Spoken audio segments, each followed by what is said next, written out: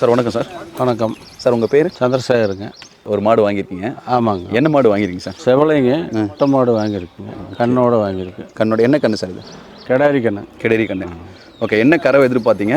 வந்தவொடனே ஒரு மாடு வாங்கிட்டீங்க. மாடு நல்லா இருந்தது, அமைப்பாக இருந்தது, அதனால் வாங்கியிருக்கேன். ஓகே சார், என்ன கறவை எதிர்பார்க்குறீங்க? ஒரு 17-18 சொல்லியிருக்காரு, முன்ன பின்ன ஆகுன்னு சொல்லியிருக்காருங்க. ஓகே, இது எப்படி ஓன் யூஸுக்குங்களா இல்லை வந்து ஓன் யூஸ் தான், வீட்டு யூஸ். வீட்டு யூஸ்க்காக மட்டும் வாங்குறீங்க? ஆமாம். ஓகே, வீட்டில் மாடு இருக்குங்களா இல்லை இதுதான் ஃபஸ்ட்? முதல்ல இருந்ததுங்க, இப்போ இல்லை. அதனால் இப்போ ஒன்று வாங்கியிருக்கேன். நம்ம சஞ்சய் டெய்ரி ஃபார்ம் எப்படி தெரியுங்க உங்களுக்கு?